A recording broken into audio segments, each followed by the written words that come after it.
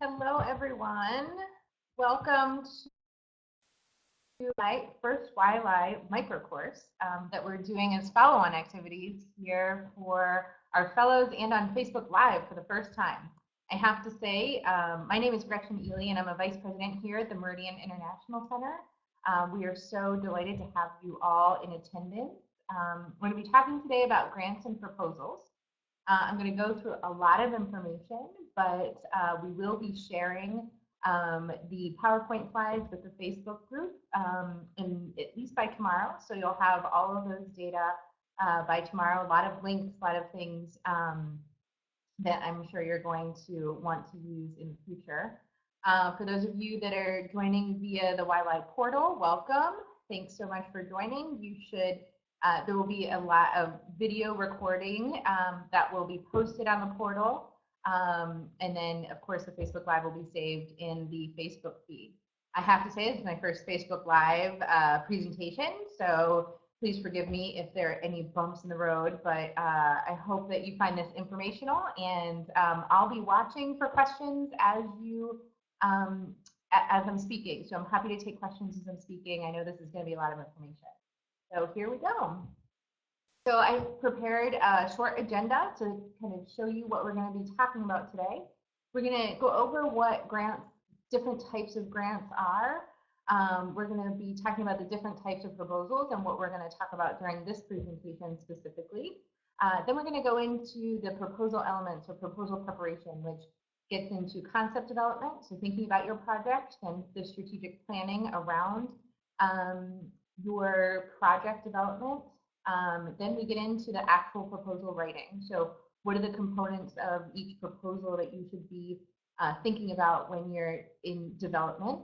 Finally, we're going to talk a little bit about budget, and then I have some funding resources, places for you to look, some websites, some links, and I really hope for this to be a very interactive session. I'm going to start you out here with this presentation, but what I'm hoping is via Facebook as well as via the portal that you share other ideas with each other about funding opportunities, either within your specific countries or within regions or other things. I couldn't provide an exhaustive list of funding resources because there are so many, but I hope that this is an opportunity for all of you to share with each other.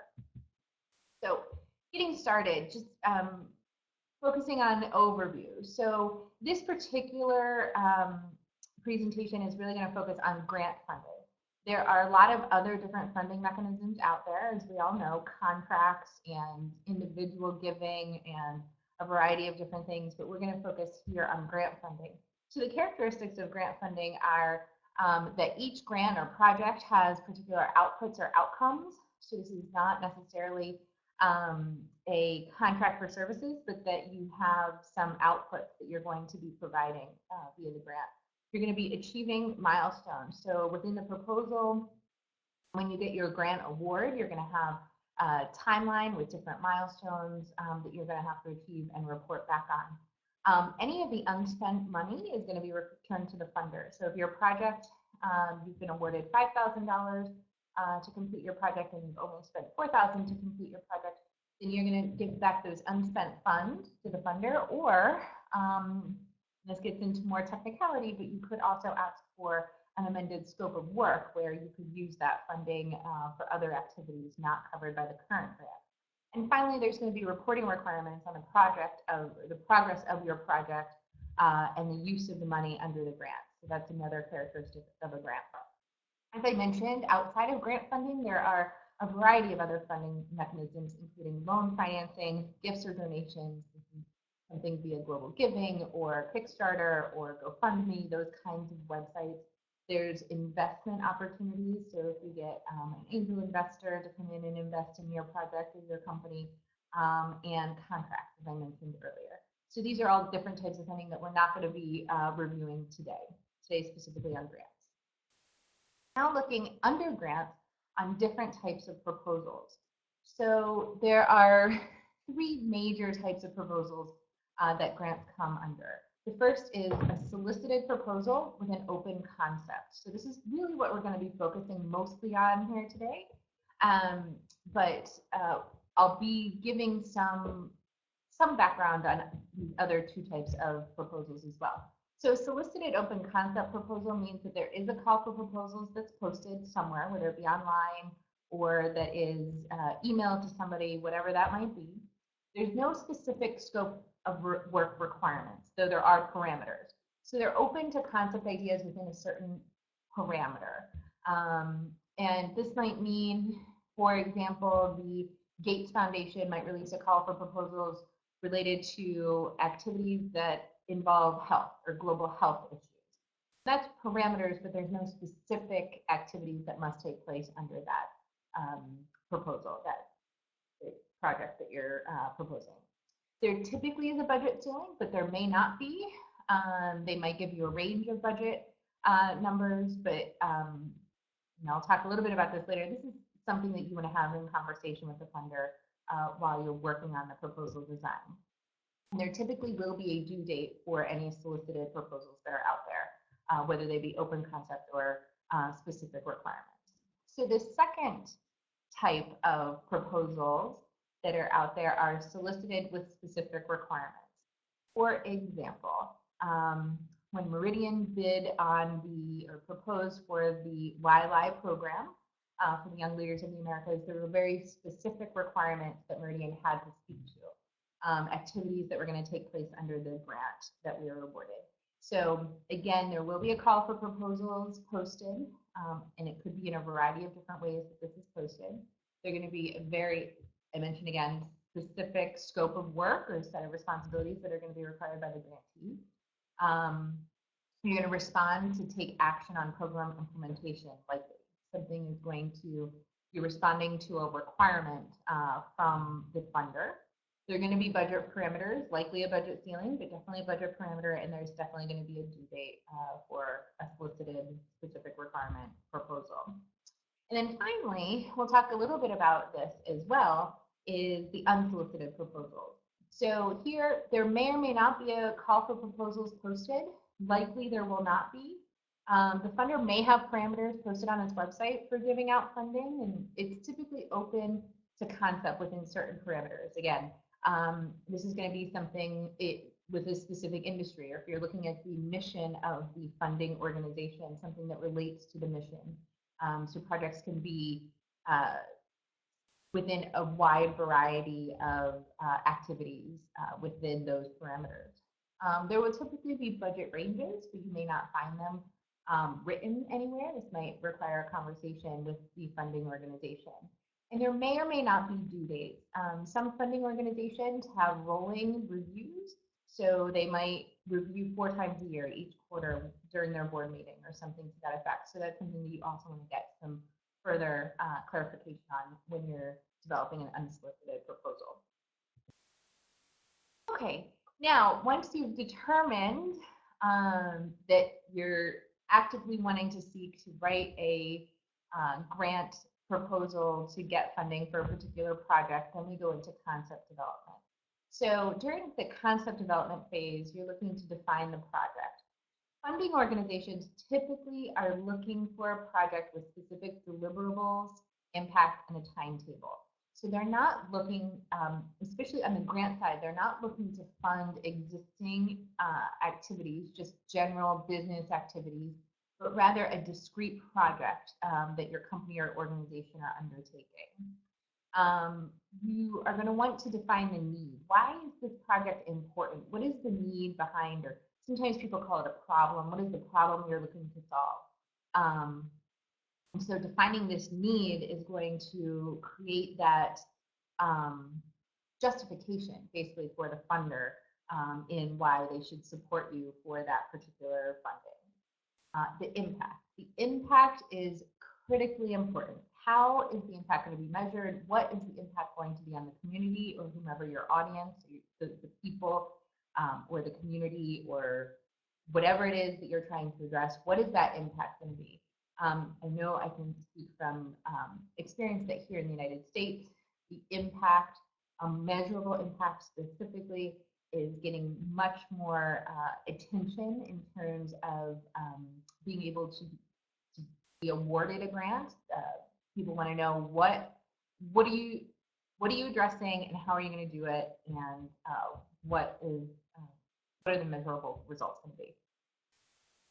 The next piece during concept development that you're going to want to look at is resources. What resources are needed to implement this program? Staffing resources. Are you going to need to go out and find partners? And we'll talk a little bit about partnership development in a few minutes. Financial resources, any other kinds of resources, whether they be supplies or whatnot. You're going to want to think through what those resources that you need to implement this project fully are going to be. And then finally, this also is, for me, very critical, is the win themes. So what makes your organization or company better suited to implement this project, and what makes this project impactful to the community or the audience that you're looking to impact? These are things that should be woven throughout your proposal. You should refer to them several different times, whether they be excellent staffing, excellent partnerships. You are going to be, creating jobs for 50 people through this program. Whatever that win theme is that you think is particularly relevant to your project, that should definitely be woven throughout the proposal. I don't seem to have any questions quite yet, but if you do have questions on anything that I'm saying, please do not hesitate to type them in here. And I'm happy to answer the questions as we go along. Now getting into, okay, we have a question here. Okay, regarding impact and the need to measure it. How can we make the funder believe in the projections? We always create negative, ideal, and optimistic scenarios, even though we present the negative ones. It's pretty common to be questioned. How should we handle it? Tiago, that's a great question. And what you can do is, when creating what you think that impact is going to be, you can use, I would say, and this might be part of the concept development phase, but you can use previous examples of projects that may have solicited results. If they did not solicit or elicit the results that were anticipated, then what you can do is take a step back and say, okay, this organization implemented this project, and they anticipated creating 50 jobs, but they only created 25 jobs. Learning from what they did during that project, I am going to make these changes, and I think that I can hit that goal of 50 jobs. So either taking best practices and learning from other projects or other organizations' attempts to do things, whether it be leveraging partnerships to create greater impact. But I think the important piece of this is you may or may not be able to achieve that impact. And as long as you are truthful and you create very specific parameters around the way you are going to measure your impact. So what are your monitoring and evaluation outputs, and how are you going to measure those outputs and those objectives? What are you going to do? Are you going to survey people? Are you going to, at what intervals are you going to survey them? Are you going to, what are your tools that you're going to use to measure your results? And as long as you're being very consistent about the way you're measuring things and you're taking lessons learned from project upon project, I think it's very, sometimes your goals, your objectives just aren't met, and that happens. But as long as you're learning, and you can talk about learning from past experience, I think that that's what's critically important. And then Anna here, can you apply for the grant if you want to help other fellows with their projects by offering your knowledge and experience? Absolutely. I think that using other people's, and we'll talk about, well, right now we're going to talk a little bit about partnerships. So I'll talk a little bit about how we can lend expertise in partnership to strengthen others' grant proposals. So in my experience and in the experience of others, grant funders really do appreciate projects that have multi-stakeholder engagement. What does this mean? If you're one organization that's going to go at it your own, I think that you're going to be less likely or maybe have less positive results than if you have a partnership team where you're bringing in many different areas of expertise or funding resources or just stakeholder engagement, really, community engagement. So partners can provide a variety of different resources to your proposals. They can provide in-kind contributions, such as volunteer hours or products or supplies, whatever might be needed for your project to help reduce costs. They can provide financial resources. So they could be a partner in terms of helping to supplement the grant funding that you might get and maybe increase scope, or it's just adding funding to that to the grant to complete the project. You can, again, I think, Anna, this is to your point here, is a partner can add technical expertise and experience. This doesn't have to be, a partner does not necessarily have to be an organization or a company. It can be a person. You can partner with a person, a technical expert in a particular area, to strengthen your proposal and really bring across why my organization is going to be the best organization to implement this project. A partner can bring advocacy. So you might have an organization that might be very close to the government to be able to get you the kinds of things that you are maybe permit to do an event or get free event space or just advocate on behalf of the project and your organization. Partners are very good at doing that. Partners are very good at co-creation. So you might partner with an organization in your home country or your home province that you come together and you create this project during the concept development phase that you're really going to do it in partnership, and then you're going to seek funding in partnership together. So partners can play a variety of different roles throughout the proposal process. Partners can include private sector corporations or foundations, local governments, community organizations, as I mentioned, experts or technical experts or people. There's a variety of different ways that partners can be a part of projects. They don't have to be partners one-on-one, and they don't have to be necessarily financial resources. Okay, we have a question here regarding YLAI grant opportunities posted days ago are intended to be returned in a specific time frame or only based on project impacts within our community. I'm not quite sure what this is asking here, but yes, I mean, we're looking for, because our grants within, this is regarding the YLAI Fellows Innovation Fund for grants. I believe that we have a cap on those grants, and because they're a smaller award amount, I would say that we're probably looking for projects that can be implemented between the next 6 and 9 months. And I'll talk a little bit later about sustainability, but this is really kind of seed funding for a particular project to hope to engage stakeholders to then create a sustainable project going forward to expand impact and things like that. Specific questions regarding the alumni innovation grants for YLAI, you can write to Megan Smith, or you can just write to YLAI@meridian.org. Okay, now looking at strategic planning, and we'll get to funding resources in a couple of minutes, but this is the strategic planning piece of funding. So before you're even starting to write the proposal, you're going to want to look at your funding sources and where you're going to find your funding and kind of be getting questions answered from your funding resources.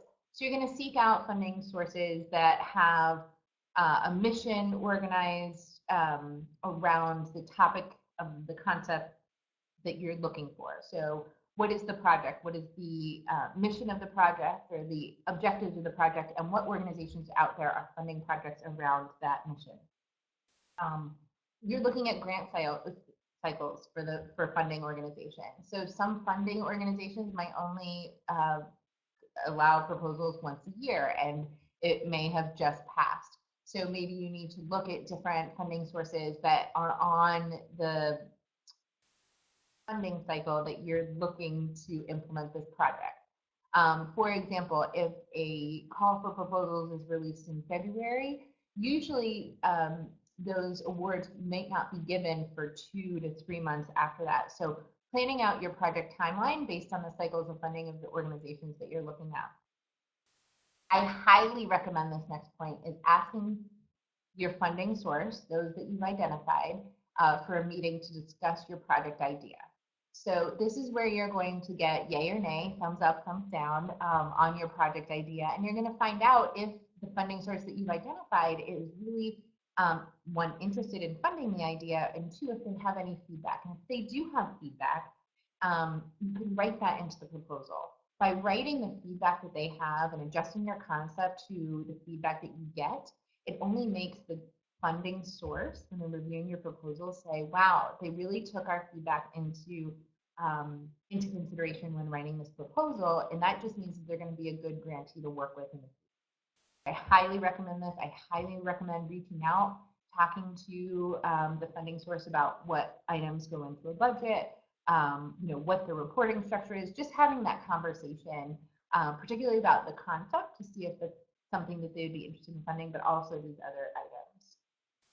And then I encourage you to apply for multiple funding streams. Project scope can always be scaled if grant funding is awarded to multiple from multiple organizations. So if you were going to host an entrepreneurship workshop for 50 and you end up getting 3 grants, each for the total amount of the project, then maybe you can host an entrepreneurship workshop for 150, or you can amend your scope of work. Okay, I have another question here. How important is it to build a track record obtaining grants, and if it's easier to get grants of small amounts or bigger grants? Can you share your experience? Sure. So clearly, it's always easier to get grants when you've had them in the past, because you can show past performance. We'll talk about that in a little bit. So this might be where, if you're an organization that has had no grants in the past, that you might want to partner with an organization that has had grants, especially from the funding organizations that you're working with, or you're seeking funds from. That's a great way to utilize a partner and building that track record, so then in the future you can go after grants on your own, as your own organization. I would say, again, to start, that you would likely have more positive results going after grants with small amounts than bigger amounts. But as you gain past performance and people in the grant field know who you are and see that you've implemented very well what you've done, then I think we definitely can go after the bigger grants, and probably go after the bigger grants by yourself, or without a significant, maybe 50-50 partner. I hope that answered your question. Okay, now just getting into some general tips about proposal writing. First thing, begin early. So if you have a deadline, don't start the day before. Again, there's a lot of things that go into proposal development, least of which is actually writing the proposal. There's a lot of thinking pieces that go through the proposal development, specifically the content development, and really thinking about the strategic partnerships and the strategy behind how you're going to write this proposal. Apply early and often. Again, if you apply for 3 and you win 3, congratulations. That doesn't happen very often. I think, my experience here at Meridian, we have about a 60 to 65% win rate on our grants that we propose, and that's very high. It's actually very high for a nonprofit organization. So again, apply early and often. I would recommend that you create a generic proposal. So put your concept into writing, and then edit and adapt it based on your funding sources. Read through the request for proposals very carefully and answer all of the questions that are asked. And if you think that there are questions that have not been asked in that request for proposals, preempt them by asking any unstated questions beforehand. Follow the application guidelines exactly. I recommend you read this 3, 4, or 5 times. Make sure that you know all of the application guidelines. Be explicit and specific, meaning you don't want to give generalities. You want to try to be specific about things that you're going to do, things that you're going to achieve. This will allow the project to be better understood by somebody that might only read it. You might not have the opportunity to be face-to-face with them and explain it to the reviewers, and so you may need, all they're going to get is something that's on writing. So you have to be very specific about how you're going to go about your project. Be realistic in how you design it. Don't say, I'm going to hire 2,000 people, or I'm going to, employ 2,000 people with this grant proposal for $3,000. That's highly unlikely. So limit your expectations. I think achieving your objectives is always achieving objectives that are reasonable and realistic are always better than setting very high expectations and not being able to achieve them. And then once again, I mentioned here using win themes throughout your proposal. So creating your win themes, what makes you the best organization to implement, and using those win themes throughout. Okay, now we're getting into the proposal writing, and I'm going to go through this pretty quickly. We don't have that much time, though I'm happy to go a little bit over if we need to. And this will all be in the presentation that will be posted for everybody. So the beginning of proposal writing is an outline. All good proposals follow the basic outline. You have a title page. You want to be explicit in your project, explicit title for your project. You want to name key personnel in your organization. So basically, if you were to win this grant award, who do they contact about that? And then the name and the address of the funding organization. In your executive summary, you want to make sure so that an executive summary is typically one page, and it just basically is a summary of your proposal. You want to have the general purpose of the problem, or the general purpose of the project and the problem. You want to outline the specific goals of your proposal or the solution that you seek to achieve. You want to show what the design is, what the methods that you're going to use to achieve those objectives, what the impact is going to be. You want to give an overview of your organization and expertise, and then your funding requirements. So what is the budget you're asking for? And I say proposal writing the middle. So this is what we call the narrative, or the bulk of the proposal. So you're going to start off with an introduction. This is where you're going to introduce your key elements of the proposal, and it helps you establish the credibility as a grant applicant. Then you're going to talk about your statement of need. Again, this would have been something that you really thought during the concept development phase. So this describes the problem that you're trying to address and why the grant is needed to solve it. You're going to go through your objectives. You're going to refine your concept and describe what you expect to accomplish in response to the need. So, and this might be multiple objectives, right? But it's really, these are the things that you're going to measure during your evaluation phase.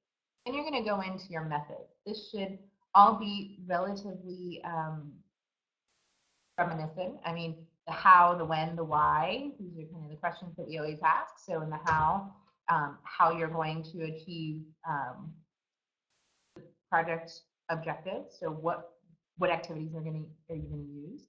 The when, what is your timeline for this? You should always include a timeline or a time task plan, we call it, for the duration of your project. And then the why. Why did you choose this method or approach, and why is this the best method or approach to achieve the objective?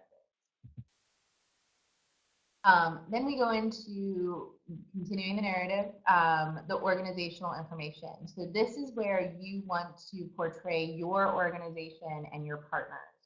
So, basically the background of your organization, when the organization came into existence, what is the mission, why, or what projects has the organization or company done in the past that is going to help it implement this project, and then the structure and leadership of the organization. So the grantee or the grantor organization or funding source knows that you are going to be a viable organization, and you're not just going to take the money and then not exist in 6 months or whatnot, but that they can trust that you're going to actually do the project and the work that you have laid out. Then we go into staffing and administration. This is critically important again. So you're going to discuss how the project is going to be managed and provide bios and resumes of any staff that are going to attend.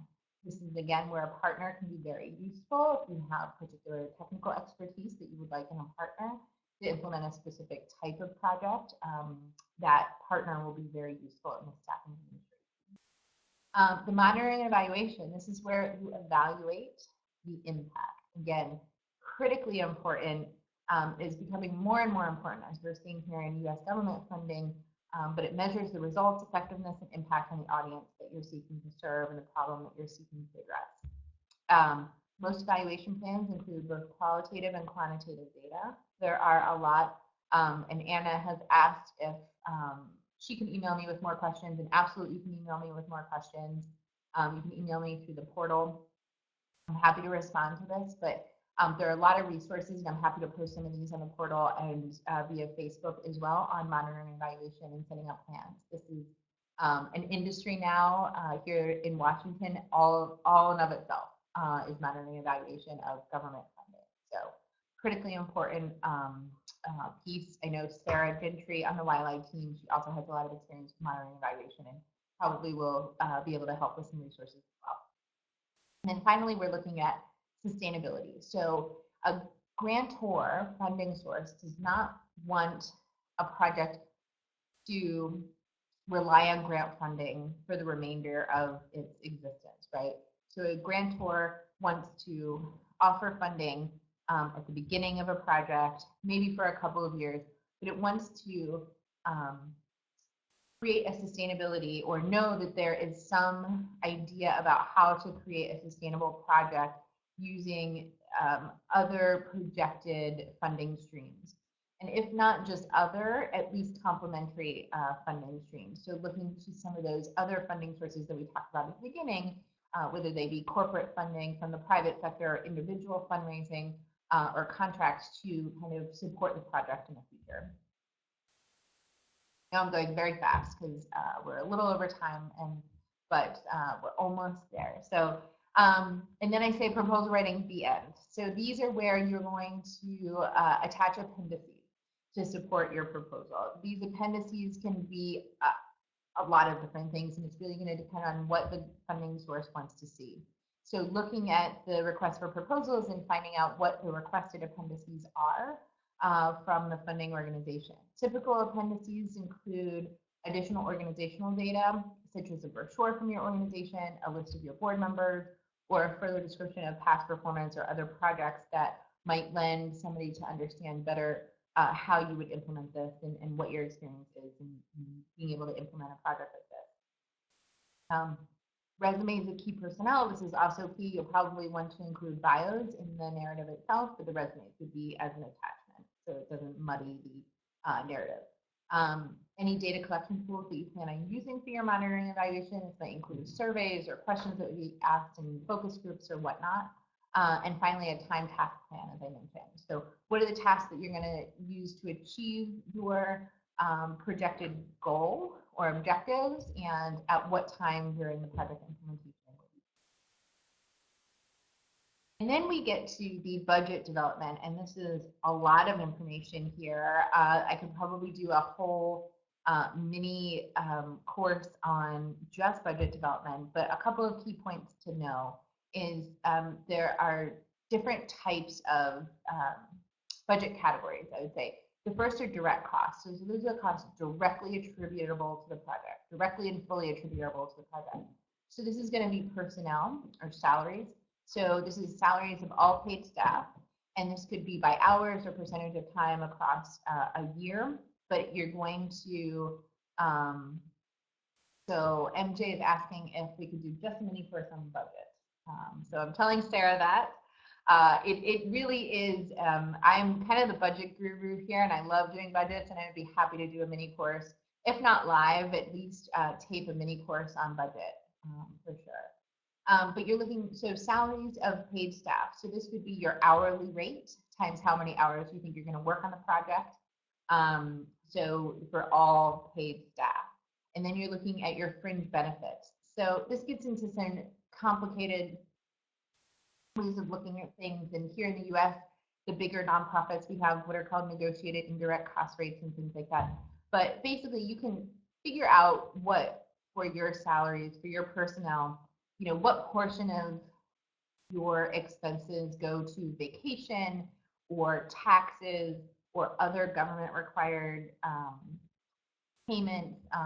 You can kind of figure this out. If you pay for health insurance for your staff members, a portion of that might be attributable back to the grant as a direct cost. Then you have travel. If there's any travel that you might have to incur, whether it be flights and hotels and per diem, or whether it just be driving to the site location, those are direct costs attributable to the project. And so you can budget for those. Supplies, anything, any products, anything that you need, whether it be you're creating a community garden and you have to purchase the items, the shovels to clear out the space, and then the soil, and then the plants, or whatever it is, this would go under your supply line item. Subawards or some contracts is where your partners go. So you would want them to create a budget of their own, especially if you're going to give them a considerable amount of money, and write a scope of work for what they're going to do for that money. And then and that would be submitted in your entire budget. And then you have things of other direct costs. So say you're doing an event, you're planning an event, an entrepreneurship workshop. You can charge honoraria.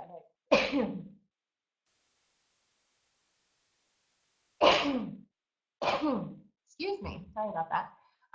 So if you are going to pay your speaker or speakers, that is honorarium. That would be considered an other direct cost. If you are going to provide lunch or coffee breaks for your participants at that workshop, that would be working meals. Communications like telephone and postage and things like that, internet, that's all attributable by percentage to the project. Room rentals, if you have to rent rooms for a particular project, or photocopying, any kind of activity that you wouldn't necessarily undertake by your organization if it weren't for this project, and can be, as I mentioned, directly attributable to the project, would be considered a direct cost. Then we get into indirect costs. And let me start by saying that all indirect costs, that line item should be discussed with your funding source. Some allow for indirect costs, some don't allow for indirect costs, some ask you to portion it out to become direct costs, or what portion of your direct costs become. It gets to be very complicated, and I'm happy to try to shed light a little bit on this, but this is basically, if you have an office and half of your office for an entire year are going to be working on this particular project, you can attribute half of the cost of running that office to the project, if that makes sense. It's very simplistic, but that's the way you're looking at it. So they're not, the electricity isn't directly attributable to the project, but you need the electricity to make sure that the project occurs, or the organization runs to allow the project to occur. And so this gets very complicated, and I encourage you to discuss these kinds of things with your funding source. Then finally, I think I'm done here, close to done. I just list some funding resources to get you all started. So government organizations, whether that be home country government, federal, provincial, local government, if they're granting, they sometimes have grant programs. Bilateral organizations, the US government, where I've listed a couple of different things on the next page, but DFID, which is the UK partner to USAID, US Agency for International Development. You have the German Organization for International Development, the Australian Organization for International Development. I've linked all of them here. You have a lot of multilateral government organizations, the UN, the Organization of American States, the World Bank, a lot of different multilaterals. And then I've listed some US government funding resources here. Grants.gov is the biggest. It is the center point of all US government grants across all of our different agencies, all of our missions, all of our USAID missions, all of our embassies. They all post their grants here. So some of the State Department funding resources are in-country US embassies. So talking to your US embassies about the funding that they might have. These might be unsolicited. So you might be able to go to your contact at the US Embassy in your country, and they might not have a request for proposals out, but they might have a pot of money that you can go and say, listen, I have this project. What do you think about it? And I said, yeah, write me a proposal, and we might be able to fund that. So this is where that unsolicited pot might come from. And then the Bureau for Educational and Cultural Affairs alumni portal. So I've linked this here. All of the YLAI fellows are members of the alumni.state.gov portal, and that has a variety of different listings of different grants and fellowships and whatnot for alumni. There's then USAID, so you can think about partnering with an implementing organization, an NGO in your particular home country to do a specific project within a larger grant or contract. You have the mission in country for USAID, and then I linked a couple of other programs here, the US government challenges. These are some pitch competitions and whatnot. And finally, I just have a list of some other different types of funding resources, foundations, corporate giving, individual fundraising, and other funding opportunities that I've linked here. But what I hope that this becomes is a starting point for everybody, whether it be Facebook or via the portal, to share your recommendations, or if you found a great website or local in-country grant program, to share that with other people and to co-create. So YLAI Network and YLAI Fellows come together with different expertise and co-create projects.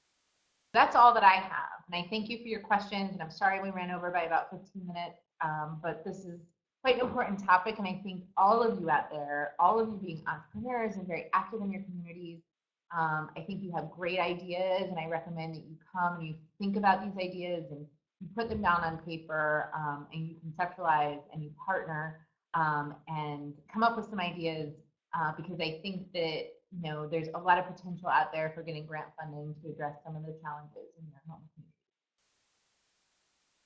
I don't think that I have any other questions. I get a lot of thank yous, and thank you for attending, asking questions. Again, we will share the presentation. So we'll post it on the YLAI portal by tomorrow, and then my whole presentation will be saved on the Facebook page. The Facebook Live will all be saved there, and then we'll upload the presentation tomorrow there as well. I have a question here. What's the organization issuing the YLAI grant? So the grants for YLAI Fellows are being implemented by Meridian. Well, I thank you all again for joining, and I look forward to seeing some grant proposals and answering any questions, like I said, that you might have. Thanks again.